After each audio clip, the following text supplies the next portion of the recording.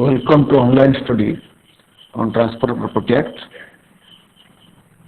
Let us discuss the provisions of section 109 of the Transfer of Property regarding the right of lessor's transferee. So, what is this? Lease is a transfer of a right to enjoy certain property, that is immovable property. Lease of immovable property is a transfer of a right to enjoy that property for certain period, for price paid, or promise to be paid, or any rent or service to be rendered periodically. So in case of lease, there is only a limited transfer. What is that limited transfer? That is to enjoy that property. In lieu of that, the transferee, that is lessee, will pay either price in lump sum, that is called premium, or any rate, or will render some service periodically, that is called rent. So ownership is not transferred in case of lease. So if ownership is not transferred, only the right of that enjoyment of the property is transferred to the lessee for payment of rent, either periodically or in lump sum, that is called premium. So the lessor has every right to transfer that property because lease is a limited transfer. So when the lessor transfers the lease property thereafter, either by sale or by other transfer, then what right will accrue to the transferee of the leased property from the lessor? Those are governed as per the provisions of section 109. What it says? Rights of lessor's transferee. What are the rights of the lessor's transferee? If the lessor transfers the property leased or any part thereof, when the lessor transfers the property leased, either the entire property or a part of that property, suppose the big property. So a part of the property is also transferred, or any part of its interest therein, or any part of its interest is also transferred. Then the transferee, in the absence of a contract to the contrary, then the transferee, if there is no contract to the contrary between the lessor and the lessee, that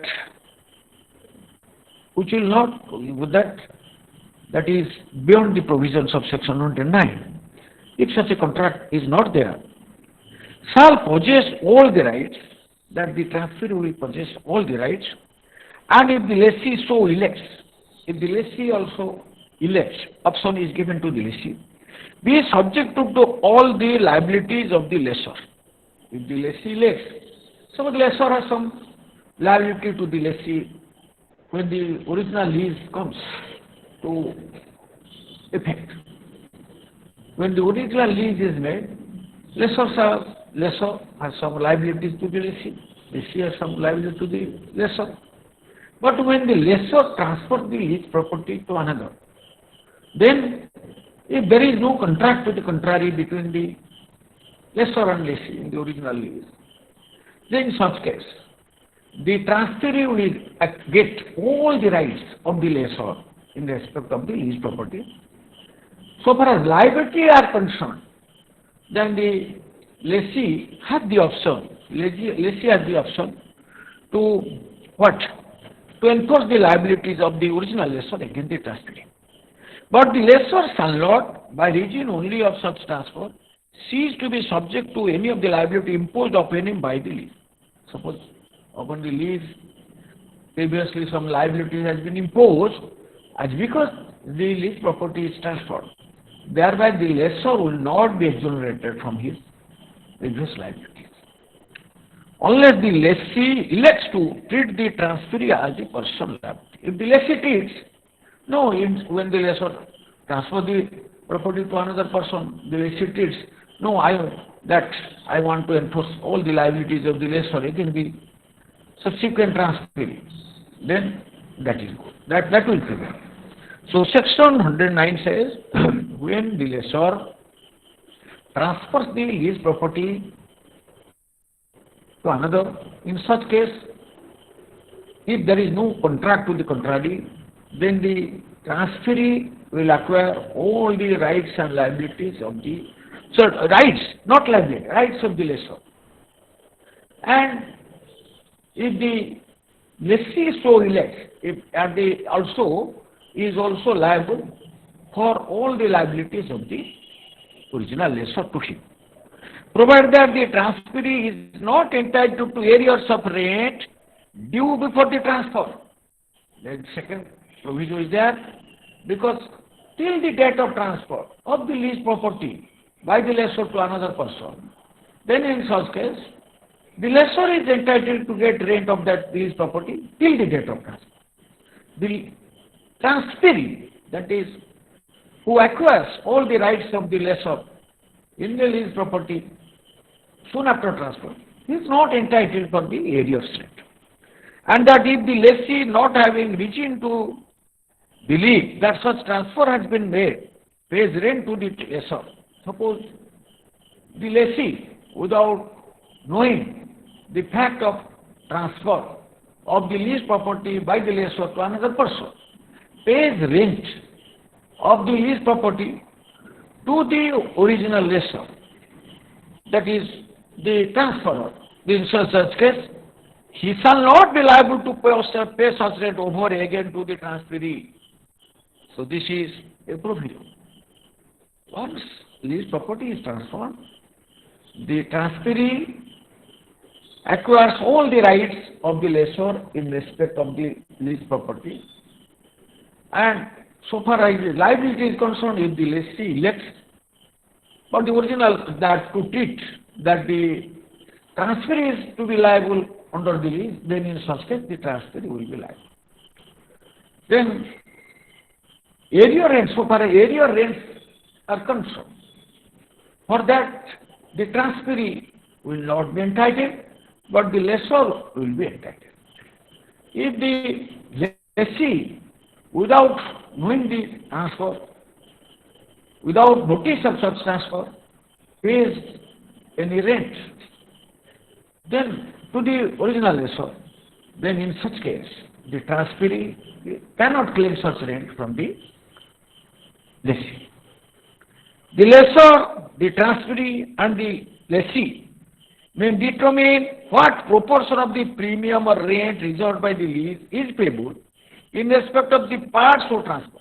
Suppose a part of the property is transferred. Suppose there is a big building, it consists of,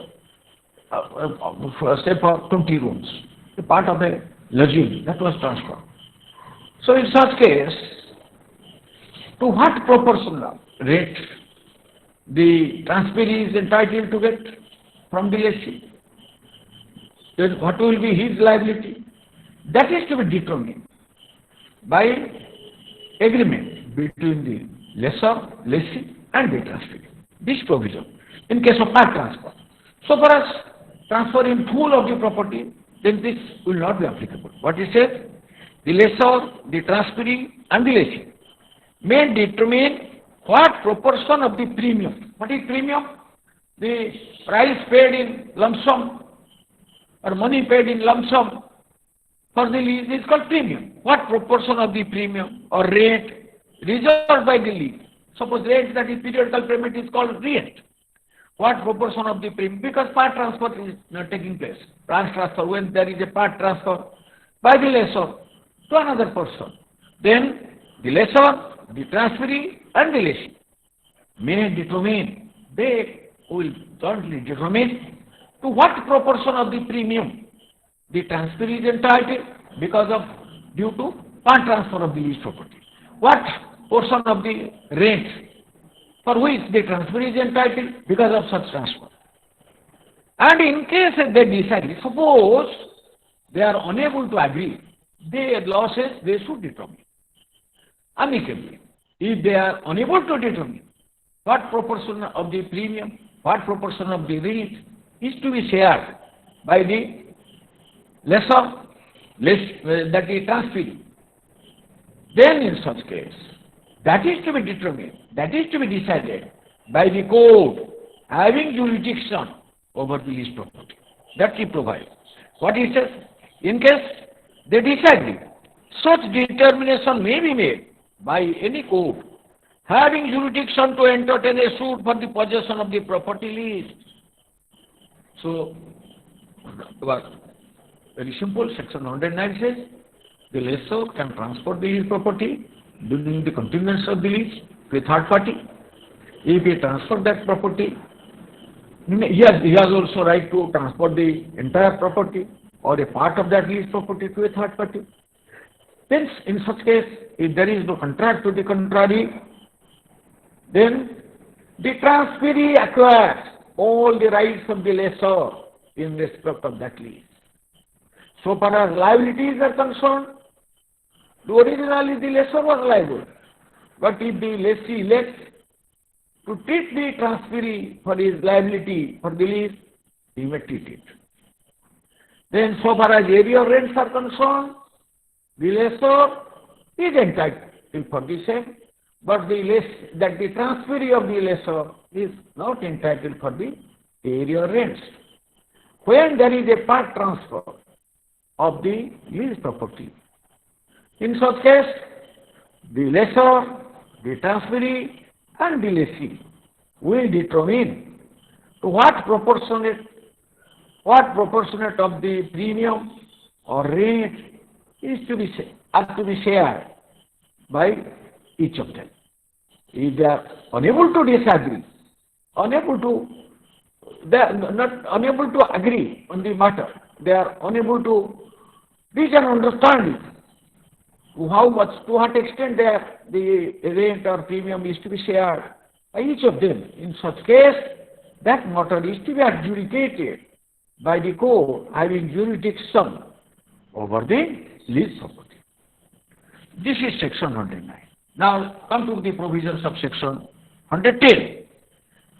110 provides exclusion of day on which terms commences. What it provides? When a lease is always made for a certain period, certain time, or in perpetuity. So, when there is a time has been properly, clearly mentioned, the period of lease has been mentioned, and the date of lease, a lease is registered or a lease commences. In such case, the date on which that lease is made, that is to be excluded for the computation of the period of the lease. But when expressly the duration has not been expressly mentioned, then in such case, where no day of commencement is mentioned, when no day of commencement is mentioned, then the short limited begins from the making of the lease. These are the differences. What section 110? Where the time limited by a lease of immovable property is expressed as commencing from a particular day. That is, in the lease deed it has been mentioned that the lease will commence from a particular day, not date, particular day. From this day onwards the period of lease will commence, the lease will continue. So in such case, in computing the period, suppose a lease is made for 1 year from a particular day from the coming Monday. For 1 year that lease is there. So in such case, the day on which the lease will commence, that is to be excluded. That is, that Monday is to be excluded. Then, but in computing the time, such days shall be excluded.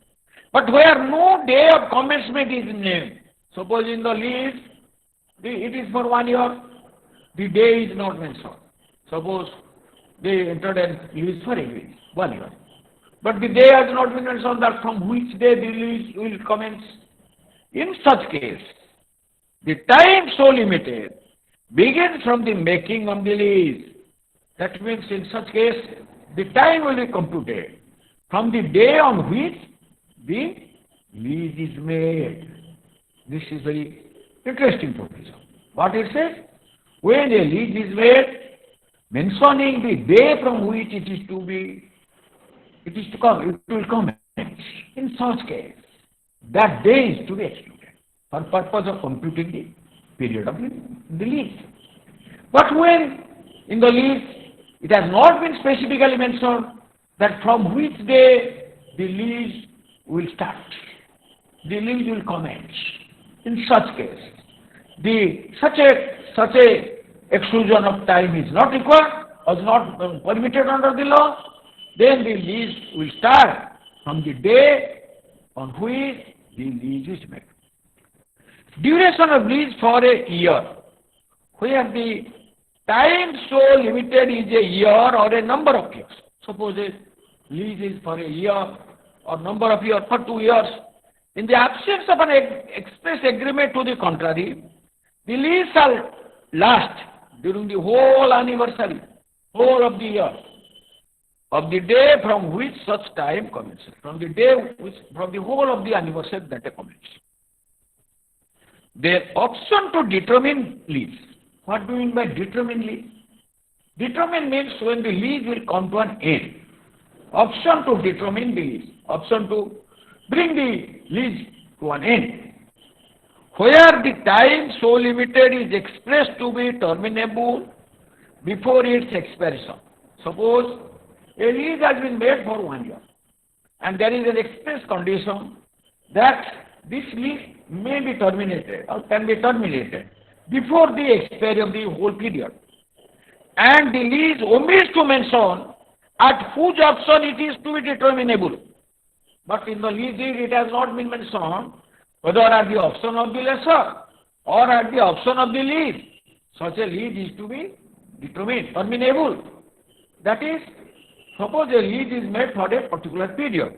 Lease is made for a particular period, particular time that has been expressly mentioned in the lease deed. And there is a condition in the lease that such lease can be terminated, can be determined, can be terminable prior to expiry of the entire period. And in the lease deed, it has not been mentioned. Lease deed omits to mention as to on whose option such a determination, such a termination will take place. In such case, the lessee and not the lessor shall have such option. In such case, the lessee has the option to terminate the lease before expiry of the period of time of the lease. So, probably you understand? But suppose a lease has been made mentioning the time, and in the lease there is a condition that such lease can be terminable prior to expiry of the entire period. And it has not been mentioned in the lease at whose option. The lease deed is silent. The lease is silent as to on whose option such a termination prior to expiry of the period of lease will take place. In such case, such lease can be terminable only at the option of the lessee, but not at the option of the lessor. These are the provisions in section 110. 111 is a very important provision so far as lease is concerned. What it provides? How a lease is determined. Most of the time you get a direct question, in a long question. What is determination of lease? How a lease can be determined? The answer is very long. There is a long answer. You should remember how a lease will be determined. Determination means coming to an end. The lease will come to an end by how determines how when the matter will come, the lease will come to an end. Determination of lease. What is that determination of lease? A lease of immovable property may be immovable property determines. A lease of immovable property determines, not may. May what is not there. Lease of immovable property determines in following circumstances. There are number of what is A, B, C, D, E, F, G, H. That is 1, 2, 3, 4, 5, 6, 7, 8 circumstances. In 8 circumstances, a lease will determine. A lease determines, not me. And the option, a lease determines in the following circumstances. First, by a flux of time. What is a flux of time? That means the time period is over. Time period is completed by a flux of time. Suppose a lease is made for 1 year. When that 1 year period ends, that lease automatically determines. So in such case, no notice is required. When a lease is determined by a flux of time, no notice is required by the lessor to determine the lease. So first is a lease determines first by a flux of time, that is the time, the period for which the lease is made, that is completed. Second, where such time is limited conditionally on the happening of some event by the happening of such event. Suppose where such time is limited, lease is made with a condition.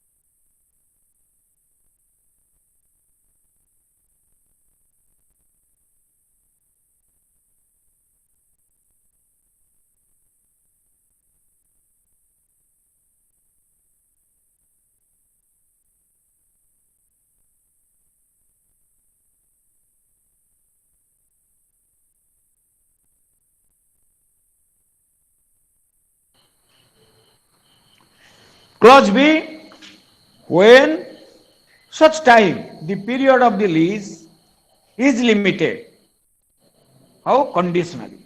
There is a conditional, with the condition the period of lease is limited. Here, if a property is given on lease to B for life.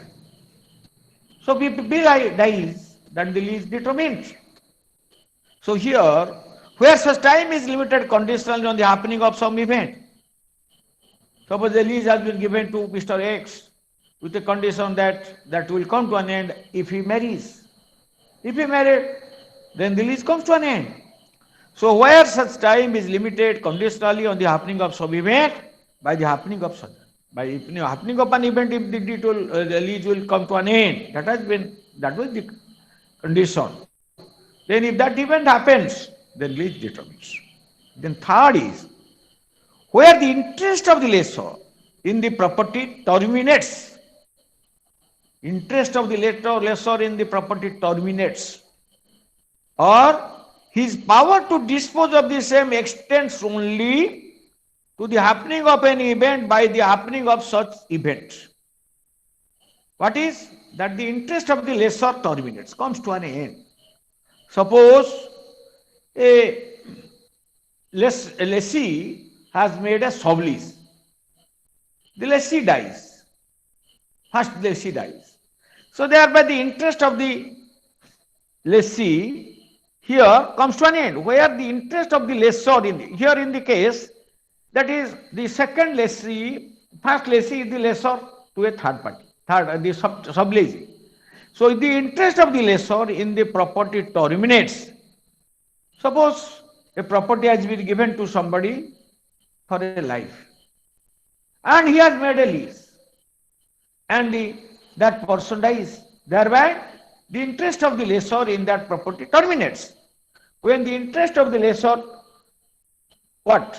In the property terminates, or his power to dispose of the same extends only to the happening of any event by the happening of such event, that the power of the lessor is to give lease. That if that comes to an end, if that has been given, with a condition that such power will come to an end after the happening of an event. Suppose in such case, the lessors, that the lease is determined. The third condition is where the interest of the lessor in the property terminates, that comes to an end, or his power to dispose of the same, the power of the lessor to transfer the right or to make lease of the same comes to an end on the happening of an event by the happening of such event. Power of transfer of the lease that comes to will come to an end by happening of an event. If such event happens, that means the lease is determined. That means when the lessor has no power, the power of lessor to lease out the lease property is no more, it ceases, then the lease is also determined. Then fourth is, in case the interest of the lessee and the lessor in the whole of the property becomes vested at the same time in one person in the same right, it is called merger. That is merger of both the rights of the lessor and the lessee. In case of lease, there is a limited transfer that the lessee, there is a greater interest in the lessor. More right is there in the lessor. Suppose lessor sells the lease property to the lessee. Thereby, the higher interest that is also merged with the lower interest. So in such case, the lease is determined. There will be no longer a lease. What it says? In case the interest of the lessee and the lessor, both the interest of the lessee and the lessor in the whole of the property, that means both the interest of the lessee and the lessor in the whole of the property vested at the same time in one person in the same right. Best example is, suppose a person is in occupation of a house, on rent. He is the tenant, and the person whose house is in occupation on rent is the landlord. Suppose that tenant purchased that house from the landlord. In such case, the interest of both the lessor and the lessee vest in the same person, that is with the lessee. So thereby, lease is determined. Now he, by express surrender, what is surrender? Giving up the lease by express surrender with the consent of the lessor. Surrender will be always with the consent of the lessor. The lessee wants, no, I do not want to remain in occupation of this particular house. So in such case, there is an express surrender. Surrender will take place when the lessee has the only power to surrender. Lessee surrendered the lease with the consent of the lessor. That is express surrender or implied surrender. By expressing the intention to surrender in words or in writing, that is express surrender. Implied surrender, suppose I am in occupation of a house, then after the end of the month, I wanted to vacate that house. I took away my belongings and handed over the key of that house to my landlord. So there it is an implied surrender. So express surrender or implied surrender. So that is, by express surrender, that is to say, in case the lessee yields up his interest, gives up his interest under the lease to the lessor. That gives up his interest, yields up his interest. That is a phrasal verb, yields up his interest under the lease to the lessor. by mutual agreement between them. For the surrender, there must be mutual agreement. The lessor and the lessee must agree.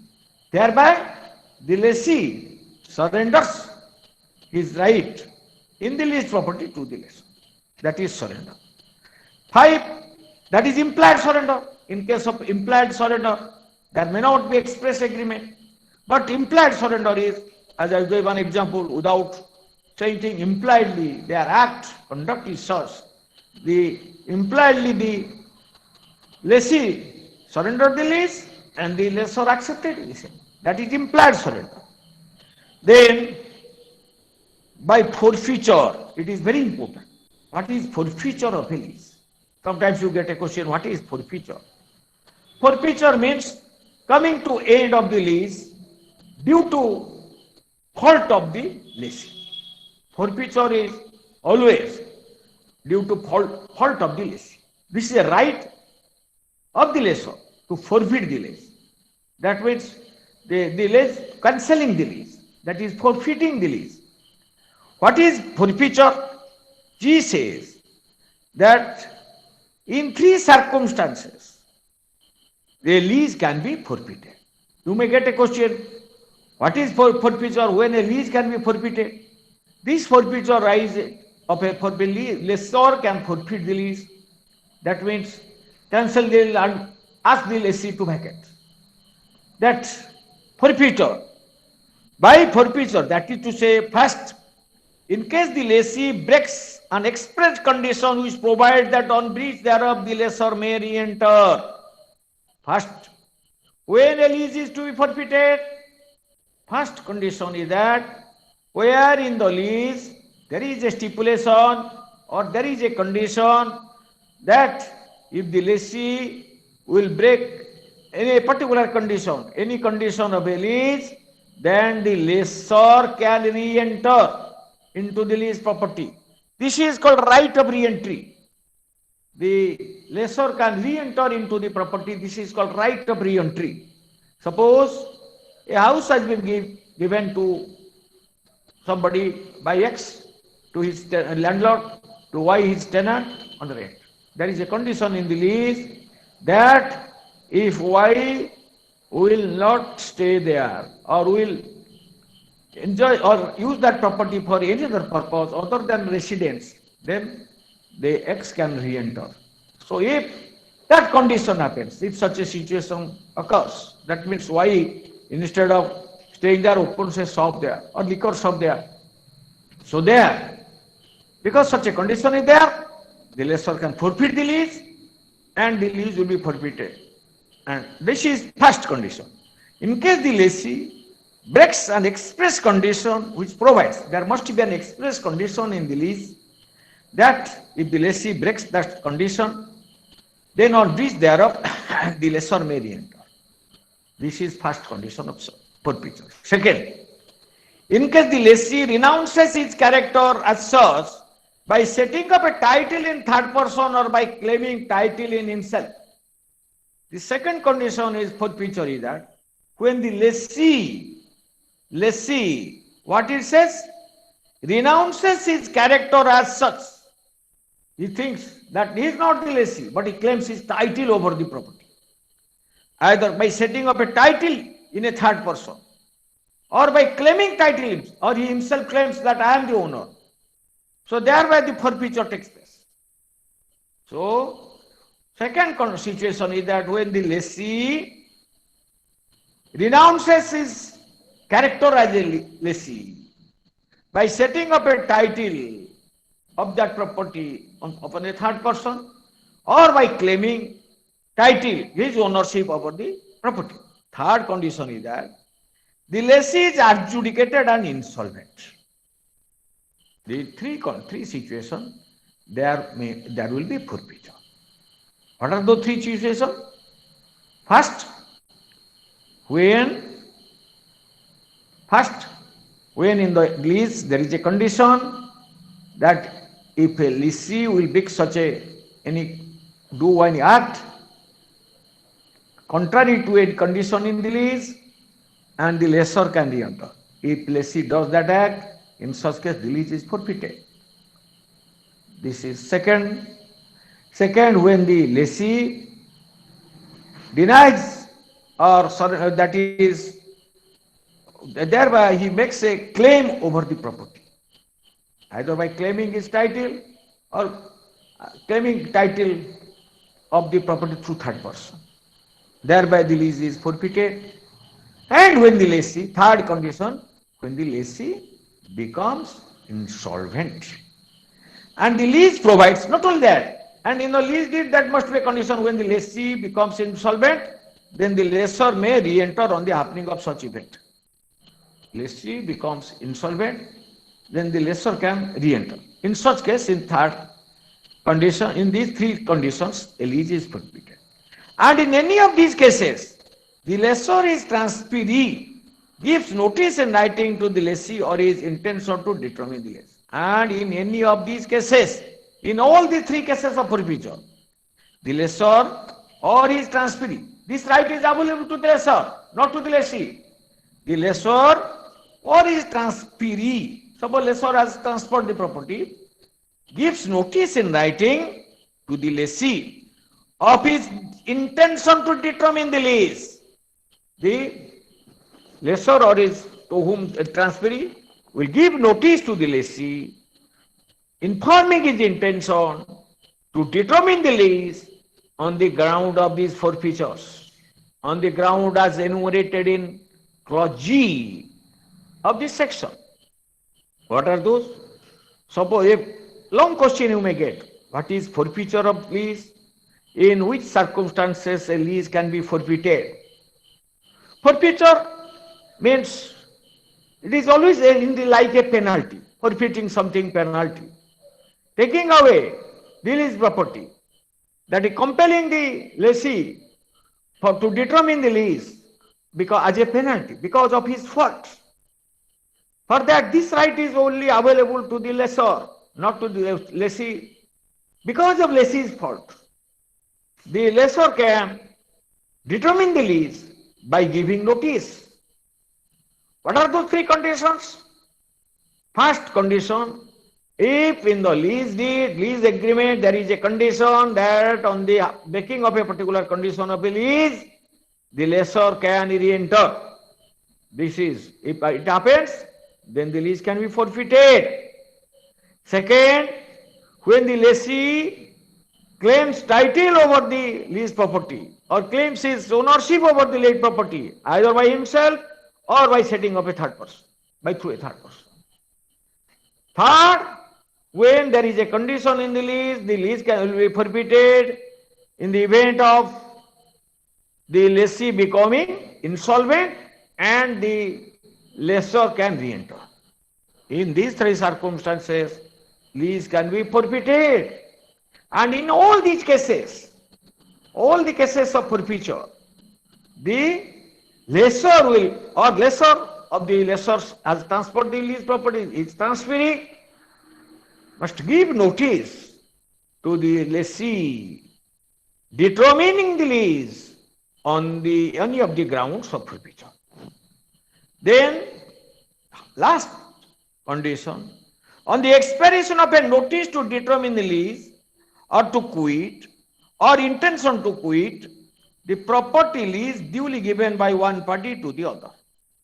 Third, the last, the other, that is, the last condition is that when a notice is given, you are aware a notice, if the either the notice is given, on the expiration of a notice to determine the lease or to quit or of intention to quit, the property lease duly given by one party to the other. This is available to both the parties, either to the lessor or to the lessee.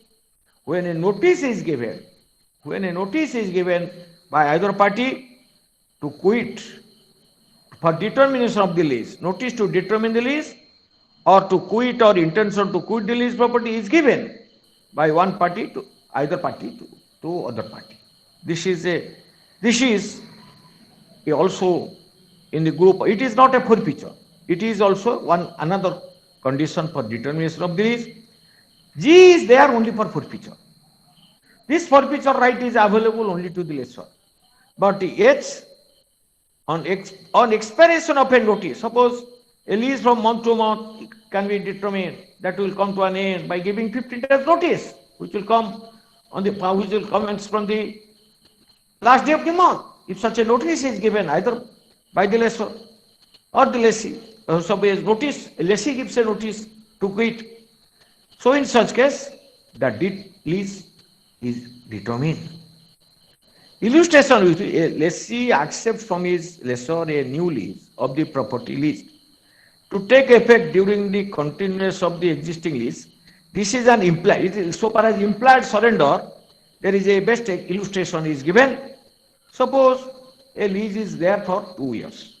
Thereafter, that a lessee accepts from his lessor a new lease. After 1 year, both the lessor and the lessee entered a new lease agreement, enhancing the lease period for 5 years and enhancing the rent also. So thereby, that happens, that is also implied surrender. A lessee accepts from his lessor a new lease of the property lease, took effect during the continuance of the existing lease.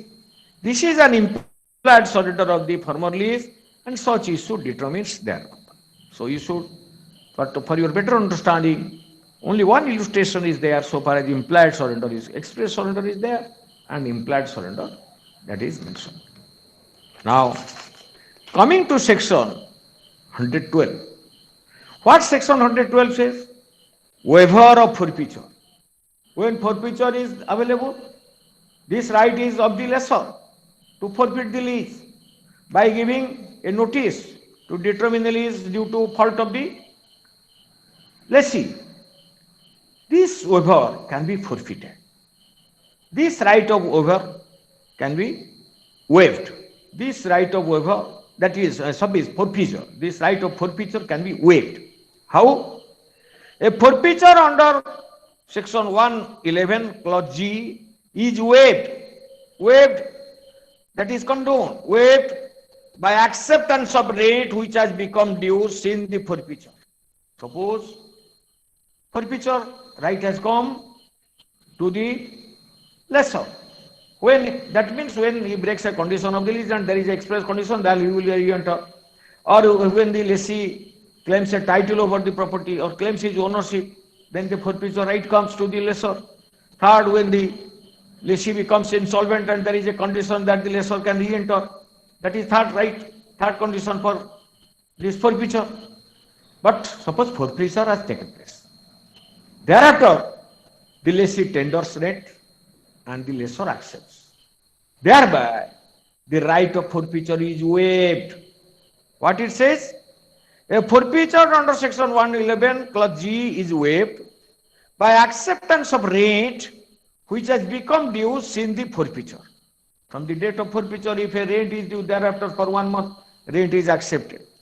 Or by distress for such rent. Distress means by taking steps for through court or by any for realization of such rent, or by any other act on the part of the lessor showing an intention to treat the lease as substitute, or by any other act of the lessor which shows that the lessor doesn't want to forfeit the lease but he wants to continue the lease. This is called waiver. When the right of waiver, the forfeiture is to be waived. When the forfeiture of lease is to be waived, first condition, from the date of forfeiture, if some rent is due and the lessor accepts the rent, then the right of forfeiture is waived. Second, if the lessor takes any steps for realization of the rent from the date of forfeiture, which was due, thereby distress for such rent, or by any other act from which it is to be inferred that which shows that the lessor has intention for continuation of the lease, provided that the lessor is aware that the forfeiture has been incurred. Again, a provision is there that the lessor must have aware of the fact that the forfeiture right has that already commenced has been incurred. Suppose a condition of the lease has been breached that is not known to the lessor, and he accepted the rent. So thereby the right of forfeiture will not be waived. Provided if the lessor, being aware of his right of forfeiture of the lease, thereafter he accepts rent from the lessee from the date of forfeiture and subsequent to that, then the forfeiture right is waived. Provided further that where rent is accepted after the institution of a suit to eject the lessee on the ground of forfeiture, such acceptance is not allowed. Suppose the lessor has instituted a suit for determination of the lease or to evict the lessee from the leased property on the ground of forfeiture, and the suit is pending. The suit, some time is required for disposal of the case, disposal of the suit. If in the meantime the lessor accept the rent of the leased property from the lessee, then that will not be treated as order. This is section 112. So now section 113 says, waiver of notice to quit. When this, that is waiver of forfeiture. Waiver of notice to quit, that is H. A notice given under section 111 clause H, intention to quit. Somebody, either party, either the lessor or the lessee can give by giving notice to quit, may determine the lease. Suppose a notice has been given. When a notice has been given for determination of the lease, when that notice is waived, what it says? A notice given under section 111 clause H is waived with the express or implied consent of the person to whom it is given. Suppose a notice has been given, then they agreed, no, this notice is waived and let the lease will continue. That can be waived by express condition or by any act on the part of the person giving it, showing an intention to treat the lease as subsisting. So the lessee has given a notice to quit, or thereafter he is in occupation and he pays rent, or the lessor has given a notice to other side to quit, but thereafter he accepts rent and allows the lessee to continue. So in such case, the notice to quit is waived. Illustration will make you clear. A, the lessor gives B, the lessee, notice to quit the leased property. A, the lessor has given a notice to B for eviction from the leased property. The notice expires, notice comes to notice expires. B tenders and the rent to A and he accepts.